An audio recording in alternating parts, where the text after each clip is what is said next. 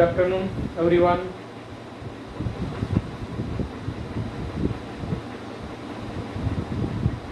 Okay. ચાલો તો છે આપણે બધા પાસે ટેક્સ્ટ બુક હોય ને, તો ટેક્સ્ટ બુકમાં છે ને 50 નંબરના પેજ ઉપર જાઓ.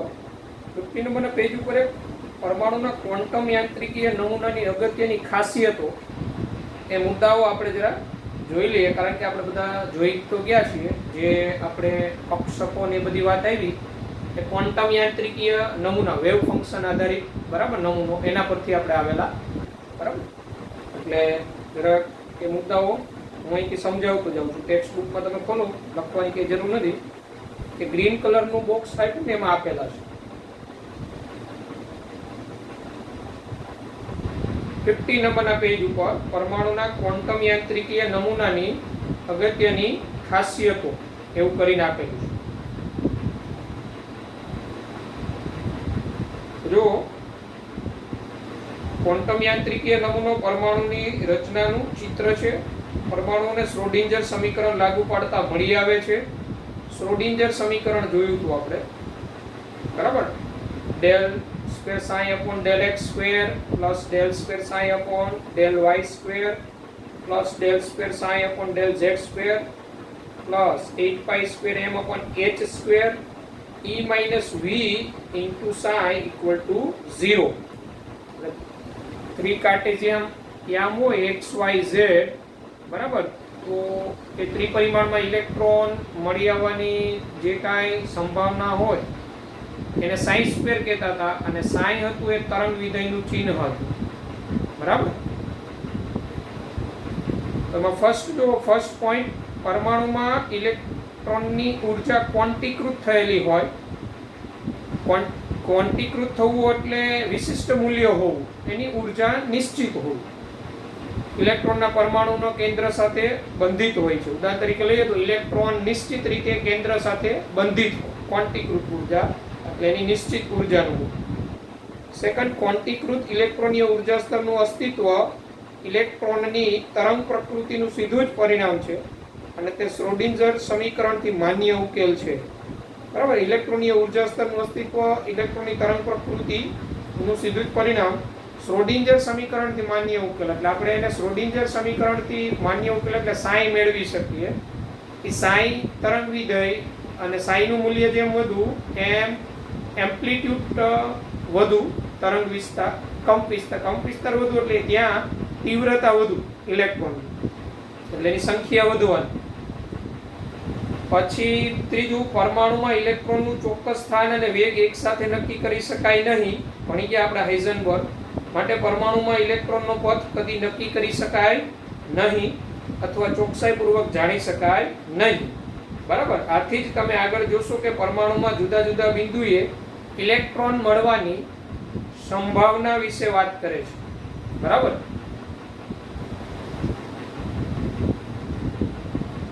નંબર 4, પરમાણ્વીય કક્ષક પરમાણુમાંના ઇલેક્ટ્રોનનું તરંગ વિધેય છે. પરમાણ્વીય કક્ષક પરમાણુમાંના ઇલેક્ટ્રોનનું તરંગ વિધેય. જ્યારે કોઈ ઇલેક્ટ્રોનનું તરંગ વિધેય તરીકે વર્ણન કરવામાં આવે ત્યારે આપણે કહી શકીએ કે ઇલેક્ટ્રોન તે કક્ષક ધરાવે છે.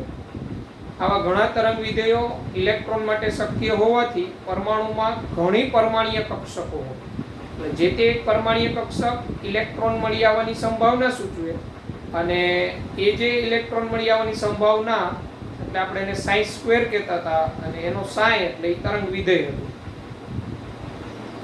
એક ઇલેક્ટ્રોન કક્ષક તરંગ વિધેયો અથવા કક્ષકો પરમાણુની ઇલેક્ટ્રોનીય રચનાનો પાયો છે. દરેક કક્ષકમાં ઇલેક્ટ્રોનને નિશ્ચિત ઉર્જા હોય, એ પણ આપણે જોઈ ગયા. દરેક કક્ષકમાં ઇલેક્ટ્રોનને નિશ્ચિત ઉર્જા હોય. s કક્ષક હોય, p કક્ષક હોય, 4s 5s 5p 3d વગેરે. કક્ષક 2 કરતાં વધારે ઇલેક્ટ્રોન સમાવી શકે નહીં. બહુ ઇલેક્ટ્રોન ધરાવતા પરમાણુમાં વધતી ઉર્જાના ક્રમમાં ઇલેક્ટ્રોન ભરવામાં આવે છે બરાબર. વધુ ઇલેક્ટ્રોન પરમાણુમાં દરેક ઇલેક્ટ્રોન માટે કક્ષક તરંગ વિધેય હોવું જોઈએ. જે તે ઇલેક્ટ્રોન ધરાવતી કક્ષકની લાક્ષણિકતા હોય છે. પરમાણુના ઇલેક્ટ્રોનની બધી જ માહિતી તેના કક્ષક તરંગ વિધેય સાઈમાં સંગ્રહિત થાય, અને તરંગશાસ્ત્રીય સાઈથી ચોક્કસ માહિતી મેળવવાનું શક્ય બને. નંબર 5 પરમાણુમાં કોઈ પણ બિંદુએ ઇલેક્ટ્રોન મળવાની સંભાવ્યતા કક્ષક તરંગ વિધેયના વર્ગના સમપ્રમાણમાં હોય છે. એટલે કે તે બિંદુએ sin સ્ક્વેર સંભાવ્યતા ઘનતા તરીકે ઓળખાય. ઇલેક્ટ્રોન મળી આવવાની સંભાવના, જેમ sin સ્ક્વેર નું મૂલ્ય વધે એમ એનો અર્થ એવો થાય કે ઇલેક્ટ્રોન મળી આવવાની સંભાવના વધુ છે. તે હંમેશા ધન જ હોય એ પણ આપણે વાત કરી હતી. પરમાણુમાં જુદા જુદા બિંદુએ sin સ્ક્વેરના મૂલ્ય પરથી કેન્દ્રની આસપાસના વિસ્તારમાં ઇલેક્ટ્રોન મળી આવવાની વધુમાં વધુ સંભાવ્યતાનું પ્રાકકથન કરવાનું શક્ય બનાવે છે. એટલે ક્વોન્ટમ યાંત્રિકીય નમૂનો આખો તરંગશાસ્ત્ર પર આધારિત છે. જે બોહરનો પરમાણુય નમૂનો હતો એ આપને જે તે કક્ષામાં જ ઇલેક્ટ્રોન ભ્રમણ કરતો હોય એવું કીધું હતો. ત્યારે ક્વોન્ટમ યાંત્રિકીય નમૂનો તરંગ યંત્રશાસ્ત્ર પર, કારણ કે ઇલેક્ટ્રોન છે એ તરંગ પ્રકૃતિ ધરાવે, તો તરંગ જે તે ક્યાં એનું વધુ મૂલ્ય જાણવું હોય તો આપણે એનો એમ્પ્લિટ્યુડ જોઈએ, કંપ વિસ્તાર જોઈએ, અને એના માટે આપણે સાઇન આવેલ છે.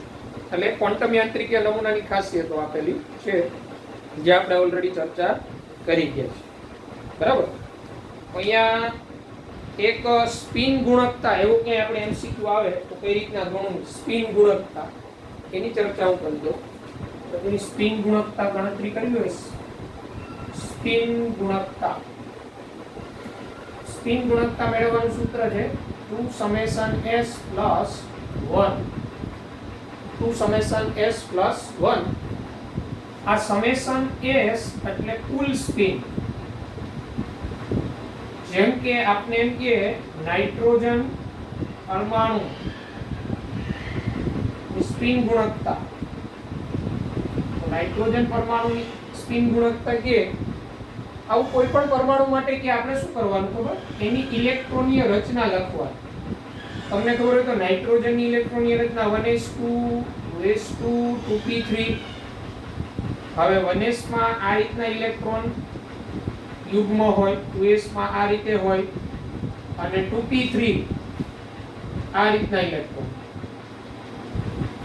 તો આનું સમેશન s કેટલું થાય? સમેશન s એટલે બધા સ્પિનનો સરવાળો. અહીંયા +1 હાફ -1 હાફ એટલે 0, +1 half -1 half 0, +1 half +1 half +1 half એટલે કેટલું થયું? 3/2. +1 હાફ +1 હાફ +1 હાફ એટલે 3/2. તો હવે n ની સ્પિન ગુણકતા, સ્પિન મલ્ટીપ્લિસિટી, તો સ્પિન ગુણકતા બરાબર 2, 3/2 +1, 2 2 જાય 3 + 1 4. નાઇટ્રોજનની સ્પિન ગુણકતા થશે 4. આવી આપણે ઓક્સિજન પરમાણુ માટે જોઈએ, O પરમાણુ માટે તો ઓક્સિજનની ઇલેક્ટ્રોનની રચના 1s2 2s2 2p4, 1s2 2s2 2p4 એટલે ત્રણેયમાં એક એક અને પછી યુગ્મીકરણ. તો આ 0 થઈ જાય, I 0 થઈ જાય, I 0 થઈ જાય, 1 હાફ + 1 હાફ એટલે summation of s 1 half + 1 half એટલે 1. તો સ્પિન ગુણકતા ઓક્સિજન પરમાણુ માટે સ્પિન ગુણકતા 2 summation s + 1 એટલે 2 × 1 + 1 3. એટલે આપણે કોઈની સ્પિન મલ્ટીપ્લિસિટી પૂછે, સ્પિન ગુણકતા અંગ્રેજીમાં એને કહેવાય સ્પિન મલ્ટીપ્લિસિટી. તો આ રીતના કેલ્ક્યુલેશન કરવાનું સ્પિન ગુણકતા. બરાબર. નાઇટ્રોજનની, ઓક્સિજનની એનું ફોર્મ્યુલા છે 2 summation s + 1. સ્ક્રીનશોટ આનો લઈ લો.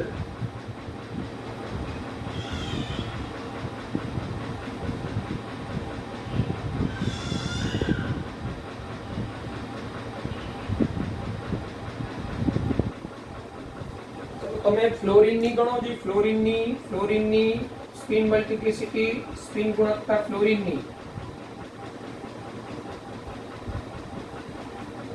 F ની સ્પિન ગુણકતા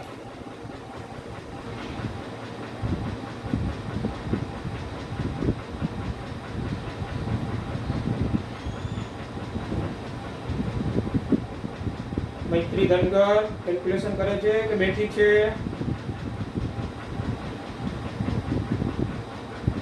સ્પિન ગુણકતા ફ્લોરિનની કેલ્ક્યુલેશન કરો.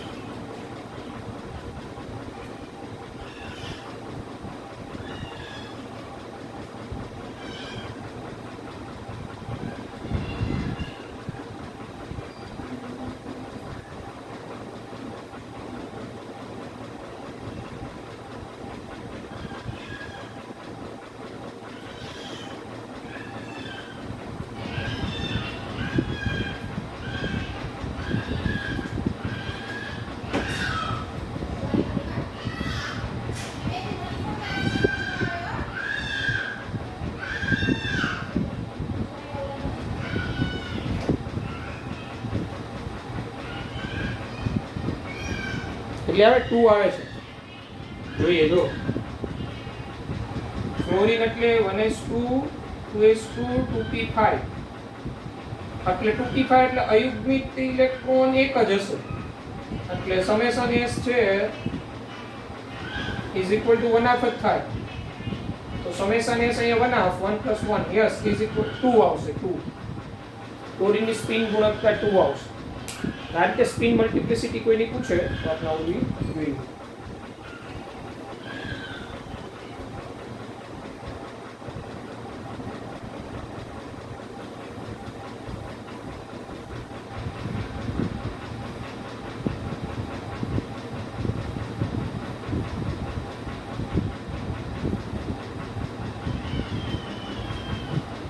આપણે અનુચુંબકીય પ્રતિચુંબકીય એવું પૂછે આ ડી વિભાગમાં ખાસ ધાતુઓ પોતે એ સ્વરૂપે સ્થાયી હોય જેમ કે એફી ફેરસ ધાતુ છે એ એફી સ્વરૂપે જ હોય.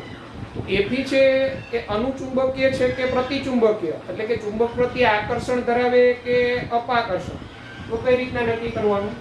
એફીની ઇલેક્ટ્રોનની રચના શું છે તો એફીનો પરમાણુ ક્રમાંક છે 26. ઇલેક્ટ્રોનની રચના આર્ગોન 3d6 4s2 છે. આર્ગોન 3d6 4s2 તો એની જે ડી કક્ષક હોય એમાં અયુગ્મિક ઇલેક્ટ્રોન કેટલાય ગણી લેવા. આ 4s તો કમ્પ્લીટ ભરેલી હોય. d6 એટલે પેલા 5 માં એક ગોઠવી દો અને પછી યુગ્મીકરણ કરો. તો Fe માં અયુગ્મિત ઇલેક્ટ્રોન કેટલા આવ્યા તો અયુગ્મિત ઇલેક્ટ્રોનની સંખ્યા n = 4. આ n એટલે અયુગ્મિત ઇલેક્ટ્રોન n. તો હવે ચુંબકીય ચાક માત્રાનું સૂત્ર આપણે મેં તમને કીધું હતું. ચુંબકીય ચાક માત્રા એટલે કેટલું ચુંબકીય ગુણધર્મ ધરાવે છે એનું માપન μ = √n કૌંસમાં n + 2 Bm. આ સૂત્ર છે. √n કૌંસમાં n + 2 Bm. n બરાબર અયુગ્મિત ઇલેક્ટ્રોન એટલે n બરાબર અહીંયા 4 + 2 એટલે આ 4 + 2 એટલે 6 6 × 24 એટલે √24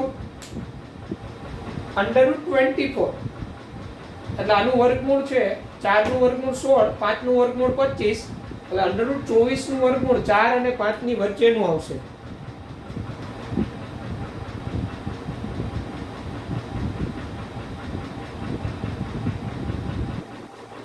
એટલે √24 નું વર્ગમૂળ એટલે આ જે વર્ગમૂળ આવશે લગભગ 4.7 એ એની આસપાસ આવશે એટલે એની ચુંબકીય ચાક માત્રા મળી જાય.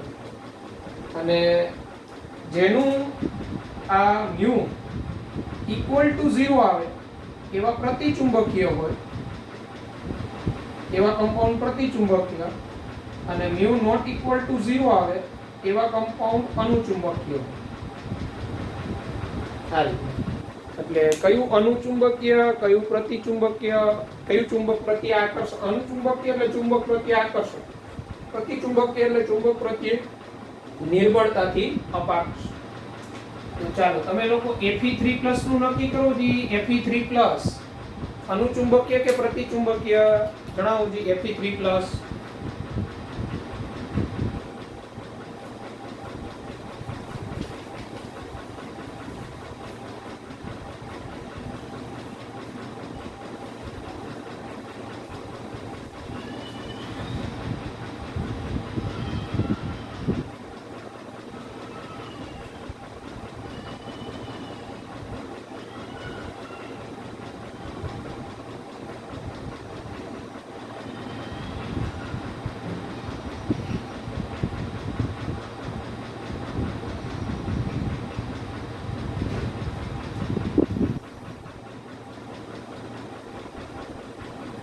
બરાબર.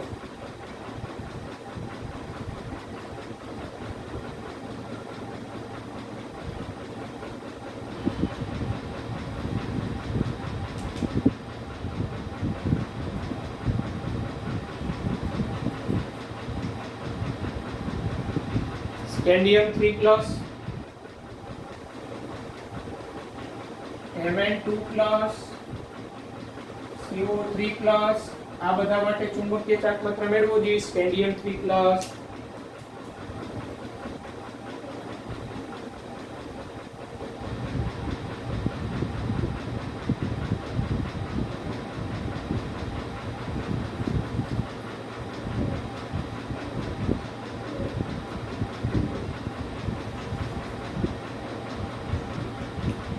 આ રીતના જો સ્કેન્ડિયમ 3+, સ્કેન્ડિયમ 3+ એટલે આર્ગોન જેવી રચના થઈ ગઈ. કારણ કે સ્કેન્ડિયમ એટલે 21 પરમાણુ ક્રમાંક, એટલે આર્ગોન 3d1 4s2. તો સ્કેન્ડિયમ 3 એટલે આર્ગોન.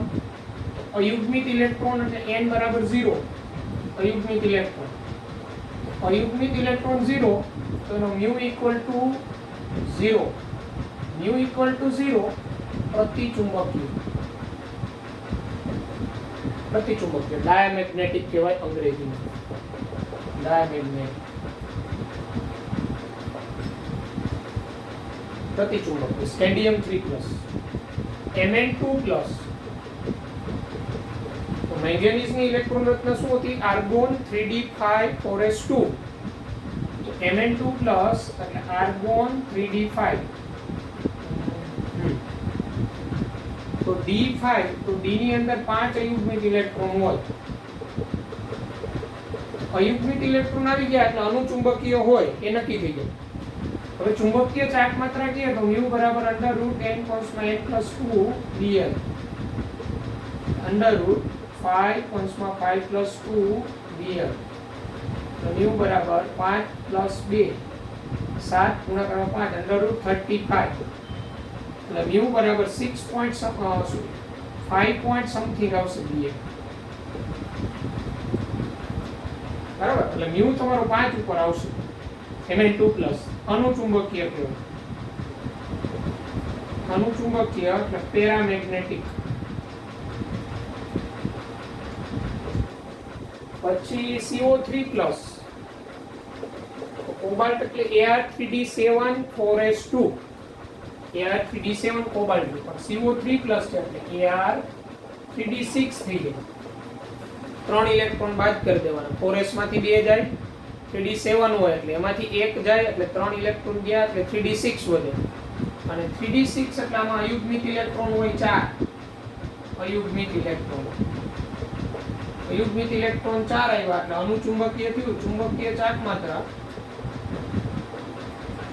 4 2 6 6 24 આ μ બરાબર તમારું આવે 4.5. 5 ની ઉપર આવે, 4.7 ની આસપાસ કે 4.83 જેવું, કારણ કે 5.83 જેવું, 4.72 ની આસપાસ આવતું હશે. તો આ કમ્પાઉન્ડ એ થયું અણુચુંબકીય. આવા એમસીક્યુ. અણુચુંબકીય કયું, પ્રતિચુંબકીય કયું. અને આ જે 21 થી 30 પરમાણુ ક્રમાંક વાળા હોય ને, એમાં મહત્તમ ડી કક્ષકમાં અયુગ્મિત ઇલેક્ટ્રોન 5 હોઈ શકે. અને સૌથી વધુ અણુચુંબકીય Mn2+ થાય. જેમ અયુગ્મિત ઇલેક્ટ્રોનની સંખ્યા વધે એમ ચુંબકીય ગુણધર્મ વધે, અણુચુંબકીય વલણ વધે. જેમ અયુગ્મિત ઇલેક્ટ્રોનની સંખ્યા વધે એમ. ઓકે, નોંધી લેવા, સ્ક્રીનશોટ લઈ લેવા.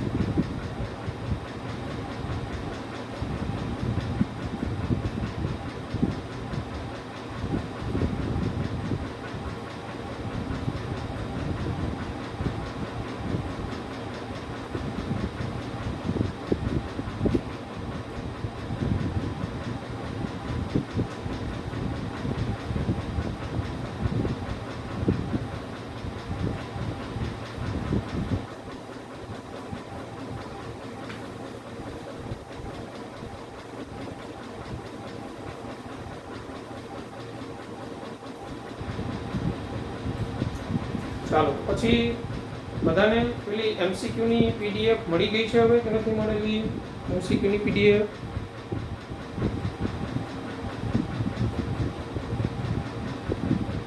ઓકે. તો એ એમસીક્યુ ની પીડીએફ આગળની જે મેં આપેલી બધી સોલ્વ કરી નાખી હતી તમે? જો આ એમસીક્યુ માં કેટલા નંબરથી તમને આપેલા છે એમસીક્યુ? ચાલો જોઈએ, હવે સોલ્વ કરતા જઈએ આપણે, કે તમારે સોલ્વ કરવાના છે ને. લગભગ હવે આપણે 13 તારીખે પરીક્ષા આવે છે ને.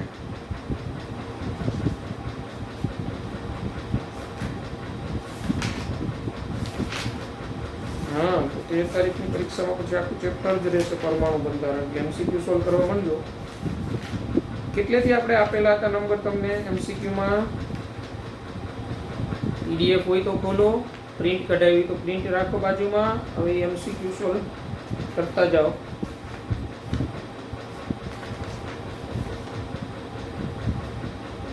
હું છે ને તમને કક્ષાવાળા જે છે ને એ ફટાફટ સોલ્વ કરાવતો જાઉં. ચાલો, 218 નંબરનો એમસીક્યુ થી સ્ટાર્ટ કરીએ આપણે. ચાલો, ફટાફટ થશે. 218 નંબરના એમસીક્યુ કાઢો. 218 નંબર દરેક હો. જો n કક્ષામાં વધુમાં વધુ ઇલેક્ટ્રોન્સ, ખાલી જગ્યા ઇલેક્ટ્રોન સમાવી શકાય.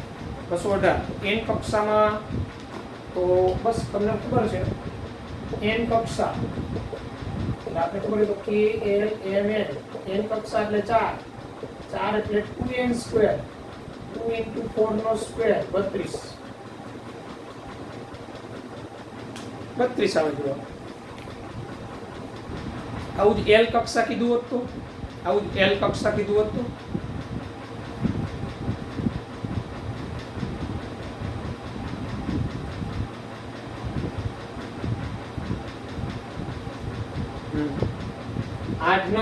હા બરાબર, નહીં સોરી, l કક્ષા કીધું હોત તો 8 આવે ને.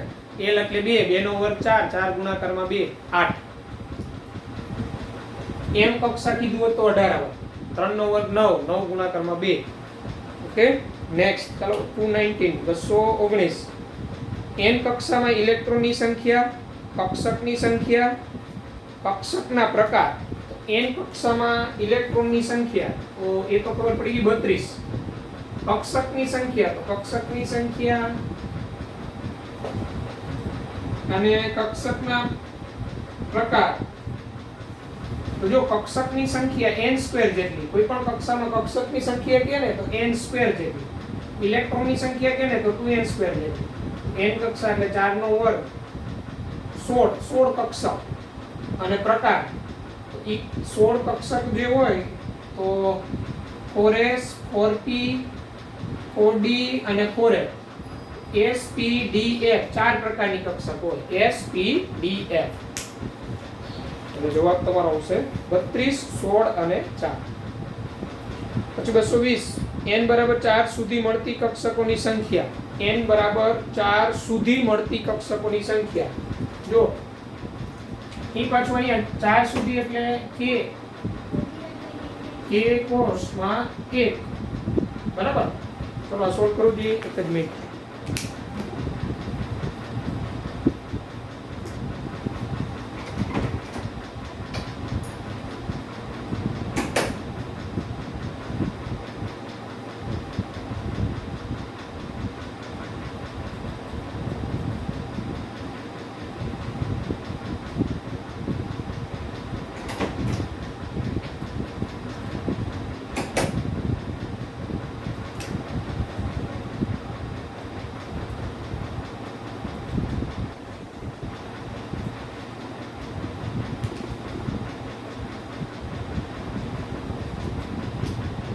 આપણે શું કીધું n બરાબર 4 સુધી મળતી કક્ષકોની સંખ્યા અહીંયા સુધી. તો k એટલે 1 કક્ષા. 1 કક્ષામાં કક્ષકની સંખ્યા 1. l એટલે 2. મળતી કક્ષકની સંખ્યા 2 નો વર્ગ 4. m એટલે 3. 3 માં મળતી કક્ષક 3 નો વર્ગ 9. તો 9 ને 1 10, 10 ને 4 14. 14 જવાબ આવવો જોઈએ. એટલે 4 ની પણ સાથે લઈ લ્યો. હા, 4 સુધી કીધું તો 4 સુધી એટલે આની પાછી કેટલી આવશે? 16. તો 16 ને 30, 30 જવાબ આવે. બરાબર છે. 4 સુધી એટલે a માં 1 કક્ષક, l માં 4 કક્ષક, m માં 9 કક્ષક અને n માં 16. બધાનો સરવાળો કરો 30 કક્ષક જવાબ આવે. નેક્સ્ટ.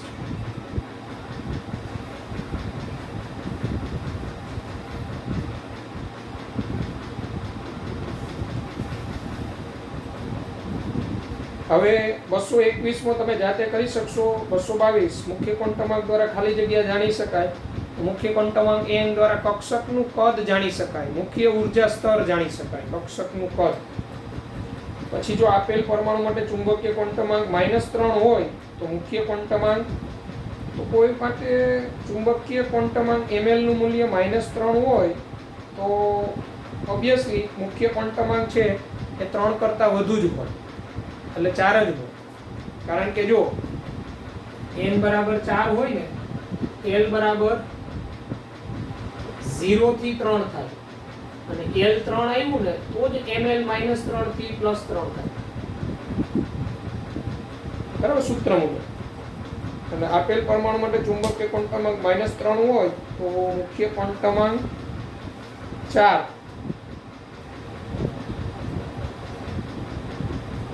અને 5 પણ સંભવી શકે.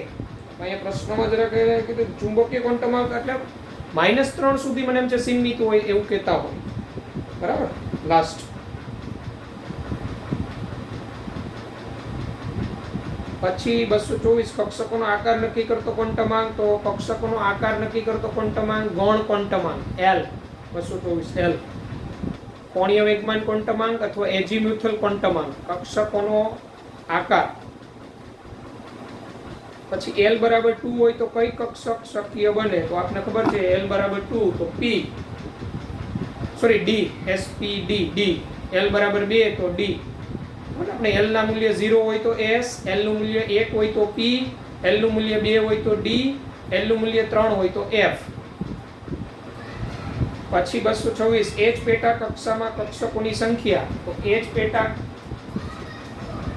કક્ષા એટલે S P D F G H. બરાબર. તો આના માટે l નું મૂલ્ય 0 1 2 3 4 અને 5. આના માટે l નું મૂલ્ય 5. તો જે તે પેટા કોષમાં કક્ષકની સંખ્યાનું સૂત્ર તમને કીધું 4l + 1. તો 4 × 5 + 1 21. નહીં 21. હા, અહીંયા 12 + 1 હશે. સોરી, 12 + 1. તો 12 + 1 0 1 2 3 4 5 2 5 + 1 10 ને 11. 11 આવશે. એટલે આપને આવી કોઈ SP DF GH પેટા કક્ષામાં કક્ષકોની સંખ્યા કે પેટા તો 2l+1 સૂત્ર વાપરવાનું. 2l+1 એમાં ઇલેક્ટ્રોનની સંખ્યા કે ને તો 4l+.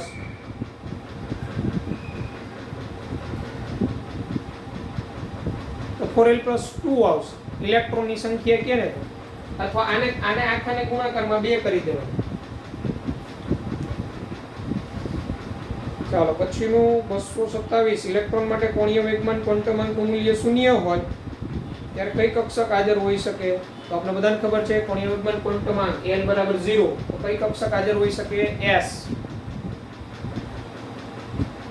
પછી 3D કક્ષક માટે n અને l ના મૂલ્ય શું હોય? તો 3D n = 3, d = l = 2.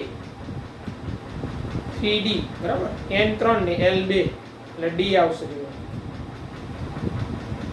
પછી ડી કક્ષક માટે ચુંબકીય ક્વોન્ટમાંકના મૂલ્યો, તો ડી કક્ષક માટે ચુંબકીય ક્વોન્ટમાંકના મૂલ્યો કેટલા હોય? ડી કક્ષક માટે ચુંબકીય ક્વોન્ટમાંક 5 મૂલ્યો હોય. -2 થી +2 સુધીના આવે. -2, -1, 0, +1, +2 એટલે +or -1, +or -2 and 0. જવાબ આવશે બી. પછી જો n + l નું મૂલ્ય 3 કરતા વધારે અને 6 કરતા ઓછું હોય તેવી કક્ષકોની કુલ સંખ્યા, આવો મેં તમને કાલે સોલ્વ કરાવ્યું હતું. n + l નું મૂલ્ય 3 કરતા વધારે, 3 કરતા વધારે અને 6 કરતા ઓછું. n + l 3 કરતા વધુ અને 6 કરતા ઓછું, એનો મીનિંગ એવો થયો n + l નો સરવાળો 4 અને 5. n + l નો સરવાળો 4 અને 5 ધરાવતી કક્ષકોની કુલ સંખ્યા કેટલી? તો પહેલા n + l નો સરવાળો 4 લઈ લઈએ. તો 4 લઈ લઈએ ને એમાં એક આવે 3p, એમાં આવે 4s બરાબર. અને 3p માં વધુ કેટલા ઇલેક્ટ્રોન કક્ષકોની સંખ્યા કીધી ને? તો 3p ની 3 અને 4s ની 1.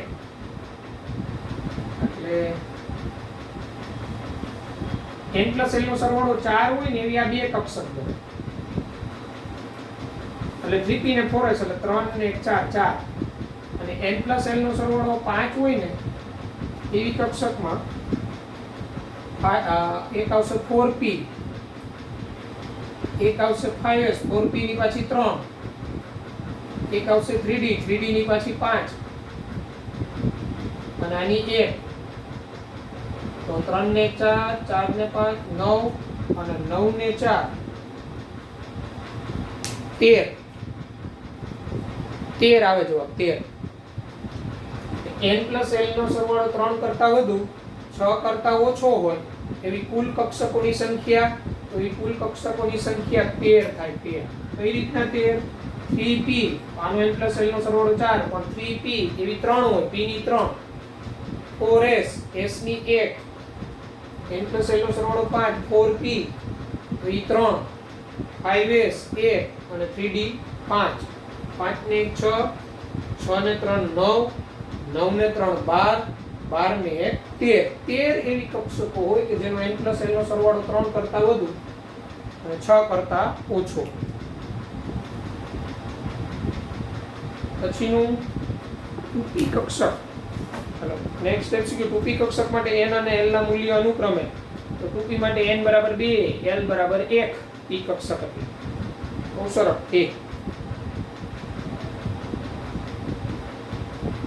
જો પછી શક્તિનો કીધું x કક્ષક માટે n + l નો સરવાળો 3 છે, y કક્ષક માટે n + l નો સરવાળો 3 છે, તો કયું વિધાન યોગ્ય? બેયનો n + l નો સરવાળો સરખો હોય ને ત્યારે જેનો n વધુ ને એની ઊર્જા વધુ. તો જો y છે, y એનો n વધુ છે, એનો મુખ્ય ક્વોન્ટમાંક 3 છે. x છે, x એનો મુખ્ય ક્વોન્ટમાંક 2 છે. બેનો સરવાળો 3 છે પણ જેનો n વધુ ને એટલે y > x ઊર્જાનો ક્રમ. b આવશે જવાબ b.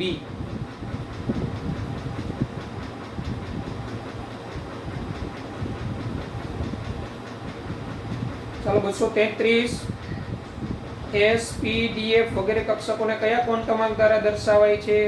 તો આપણે ખબર હોય તો એસ પી ડી એફ ગૌણ ક્વોન્ટમાંક એલ દ્વારા દર્શાવતા હતા આપણે, એલ એ આવશે જવાબ. 234 જો ગૌણ ક્વોન્ટમાંક એલ બરાબર 1 હોય તો કક્ષકનો આકાર, તો જો આપણે શીખી ગયા એલ બરાબર 1 હોય તો પી કક્ષક હોય અને પી કક્ષકનો આકાર ડમ્બેલ આકાર છે. કેવો છે? ડમ્બેલ. ડમ્બેલ બી. પછી 235 નીચેના પૈકી કઈ કક્ષક શક્ય નથી? તો કઈ કક્ષક શક્ય નથી? તો જુઓ આવા એમસીક્યુ સોલ્વ કરવા માટે શું કરવું પડે? તો તમારે બધાના મુખ્ય ક્વોન્ટમાંક લખી નાખવાના. જો જી n બરાબર 3 હોય, n બરાબર 3 તો l બરાબર 3 શક્ય છે. n બરાબર 3 હોય તો l બરાબર 3 થાય.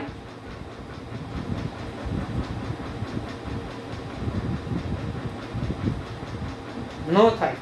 હા, તો એનો મીનિંગ કેવો થાય?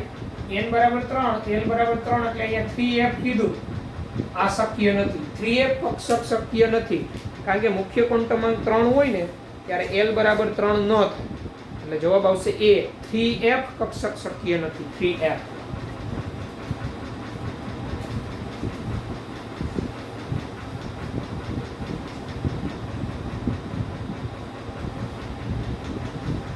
ચાલો નેક્સ્ટ.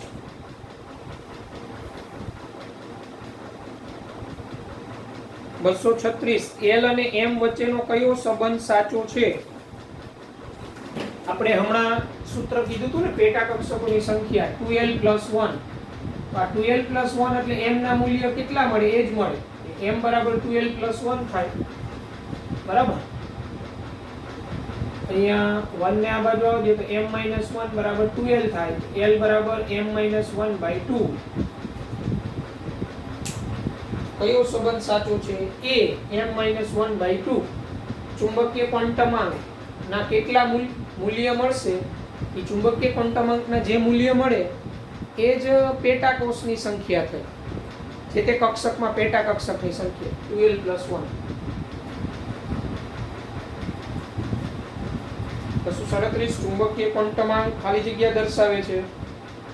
તો ચુંબકીય ક્વોન્ટમાંક છે ને આપણે શીખી ગયા હતા પી કક્ષકનું 3 માં વિભાજન થતું હતું, px py pz. ડી નું 5 માં વિભાજન થતું હતું. તો px py નો મીનિંગ શું હતો? x અક્ષ ઉપર સંપૂર્ણ.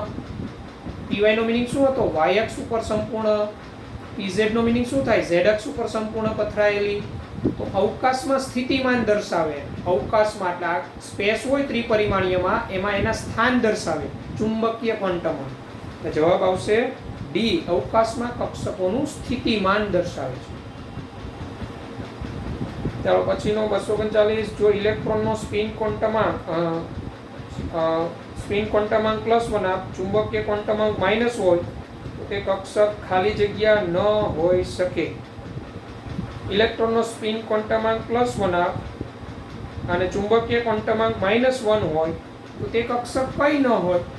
તમને ખબર હોય તો એ કક્ષક S ન હોય કારણ કે S કક્ષક માટે ચુંબકીય ક્વોન્ટમાંક 0 થાય. S કક્ષક માટે L0 તેથી Ml0 એટલે Ml બરાબર -1 S કક્ષક માટે ન થાય. જવાબ તમારો આવશે 239 માં ડી. કઈ કક્ષક ન હોય એવું પૂછ્યું છે. 240 n બરાબર 4 અને m બરાબર 2 મૂલ્ય ધરાવતા ઇલેક્ટ્રોન માટે નીચેના પૈકી કયું વિધાન ખોટું? n બરાબર 4 હોય, m બરાબર 2 તો l બરાબર 2 હોઈ શકે. આ વિધાન સાચું છે. l બરાબર 2 હોઈ શકે કારણ કે n 4 હોય ને તો l નું મૂલ્ય 0 થી n - 1 હોય. s +1 હોઈ શકે. બરાબર છે. m -2 હોઈ શકે. બરાબર છે. ડી l નું મૂલ્ય 0 1 2 હોઈ શકે. n બરાબર 4 હોય તો l નું મૂલ્ય 0 થી n - 1. 0 થી n - 4 - 1 0 1 2 અને 3. 0 1 2 3 હોઈ શકે. બરાબર. l બરાબર 0 1 2 3 હોઈ શકે. એટલે વધારે યોગ્ય જવાબ છે ડી. 241, n બરાબર 3, l બરાબર 1. જો આ નીટ 2013 માં પૂછાયેલો છે. n બરાબર 3, l બરાબર 1 અને n બરાબર 1 મૂલ્ય ધરાવતી કક્ષકમાં વધુમાં વધુ કેટલા ઇલેક્ટ્રોન સમાવી શકાય? n નહીં હોય ત્યાં ml હશે.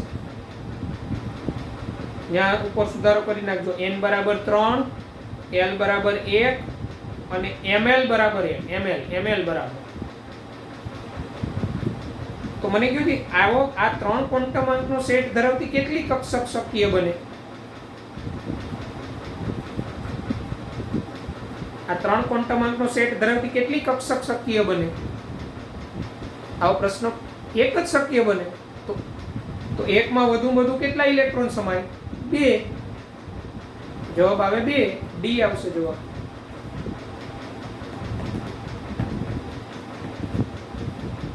બસો 42, ગૌણ ક્વોન્ટમાંક L બરાબર 3 હોય તો ચુંબકીય ક્વોન્ટમાંકના શક્ય મૂલ્યોની સંખ્યા. હા, તો પાછું પેલું સૂત્ર 2L + 1 વાળું. 3 2 6, 6 ને 1 7, 7 આવશે જવાબ. સી. ગૌણ ક્વોન્ટમાંક L નું મૂલ્ય આપ્યું હોય અને આપણે ચુંબકીય ક્વોન્ટમાંક પૂછે તો બસ આ જ સૂત્રનો ઉપયોગ કરવાનો. 2L + 1. તો પેટા કક્ષકની સંખ્યા પૂછે તો પણ 2L + 1. ઓકે.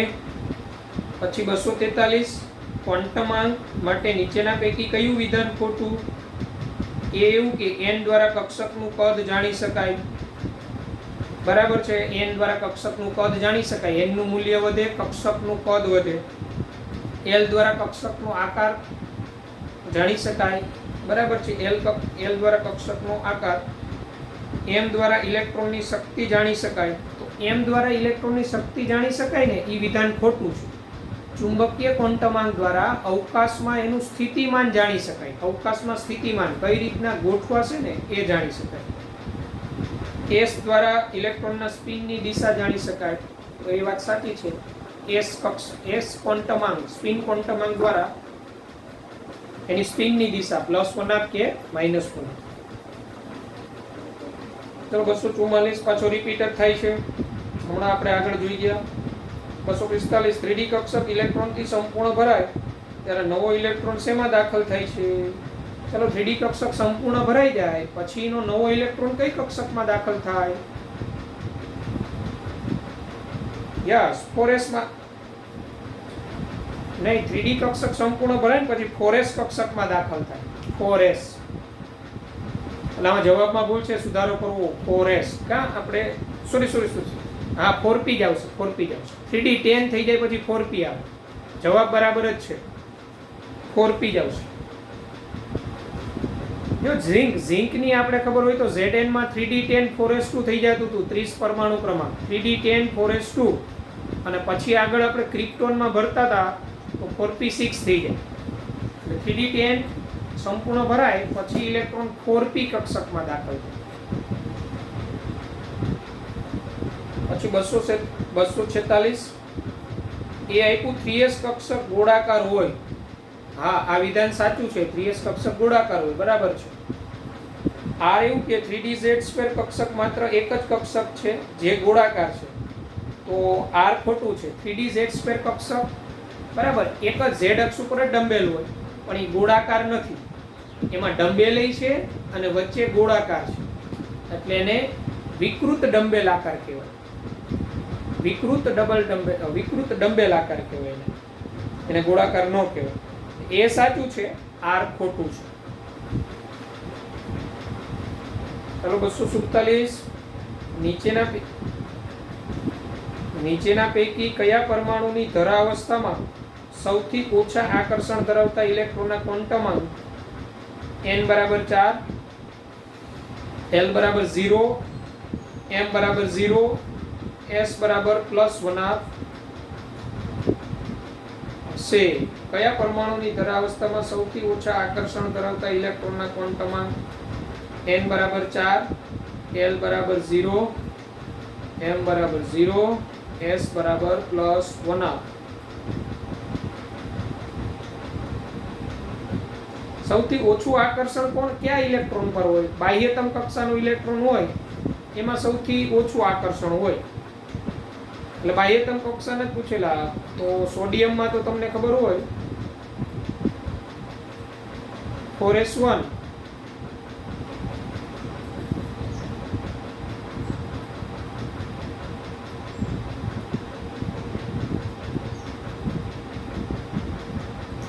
સોડિયમ એટલે 3s1 એટલે કેન્દ્રની નજીક થયું એટલે એમાં આકર્ષણ વધારે હોય. પણ એટલે સોડિયમમાં 3s1 આવે એટલે n બરાબર તો 4 કીધું એટલે સોડિયમ નો આવે. ક્લોરીનમાં બાહ્યતમ આવે 3s2 3p5 ક્લોરીનની ઇલેક્ટ્રોન રચના. એમાંય 3s2 3p5 આવે એટલે n બરાબર 4 નો આવે. ક્રોમિયમ તો ક્રોમિયમની ઇલેક્ટ્રોન રચના આર્ગોન 3d5 4s1. તો ક્રોમિયમની ઇલેક્ટ્રોન રચના આર્ગોન 3d5 4s1. આમાં આવ્યું જો n બરાબર 4, s એટલે l બરાબર 0, ml બરાબર 0 અને s બરાબર +1 આવે -1 આવે. તત્વ આવે ક્રોમિયમ. ક્રોમિયમની બાહ્યતમ કક્ષા 4s1. એના માટે આ ક્વોન્ટમ અંક લાગુ પડે. અને રૂબેડિયમ છે એ તો સમૂહ 1 નું તત્વ. અને રૂબેડિયમમાં લિથિયમ, સોડિયમ, પોટેશિયમ, રૂબેડિયમમાં 5s1 આવે. રૂબેડિયમમાં બાહ્યતમ 5s1 આવે. તો એનો મુખ્ય ક્વોન્ટમ અંક 5 થાય. એટલે ડી રૂબેડિયમ એ ન આવે. બરાબર. પછી 4d કક્ષક માટે કયો સેટ સાચો છે? તો આવા એમસીક્યુ કઈ રીતના સોલ્વ કરવા તમને શીખવેલા. જો જે કયો સેટ સાચો છે એવું કીધેલું આપણે. તો જો n બરાબર એ ઓપ્શન એ તમે જોશો n બરાબર 4, l બરાબર 3, m બરાબર 2, s બરાબર +1.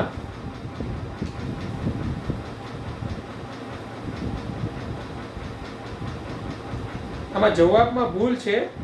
આમાં જવાબ છે ને બી આવશે. બી જો 248 માં જવાબમાં ભૂલ છે. 4d કક્ષક માટે કયો સેટ સાચો સાચો છે એવું પૂછેલું છે.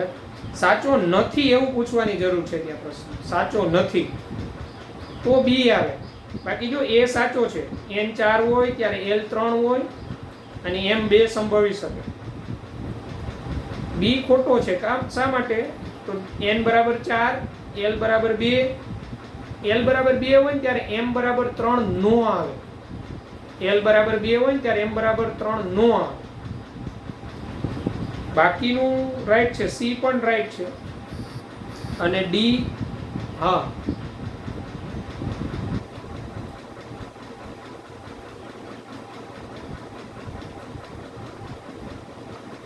એક જ મિનિટ. સોરી હા 4d શબ્દ વાપરે છે.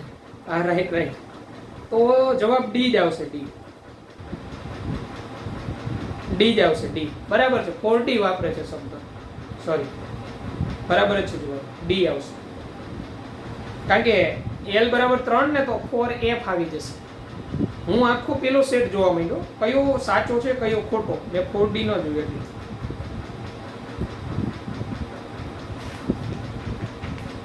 ઓકે. તો આવી રીતના વ્યવસ્થિત જો વાંચીને સોલ્વ કરશો તો એમસીક્યુ ફટાફટ સોલ્વ થશે. ત્યાં સુધીમાં સોલ્વ કરી નાખશો. શનિવાર સુધીમાં સોલ્વ કરી નાખશો. શનિવાર સુધીમાં સોલ્વ કરી નાખો તો શું થાય? શનિવારની લેક્ચરમાં ડિફિકલ્ટી સોલ્વ થઈ જાય. બરાબર. એટલે ડિફિકલ્ટી સોલ્વ થઈ જાય એટલે પછીની ટેસ્ટ 13 તારીખે આવે તો બીજું ચેપ્ટર હોય તો આપણે વાંધો ન આવે. બરાબર. પહેલા ચેપ્ટરમાંથી સરને પૂછી લેજો શું કન્ટેન્ટ રાખવું. પહેલું ચેપ્ટર કેટલે પહોંચેલું?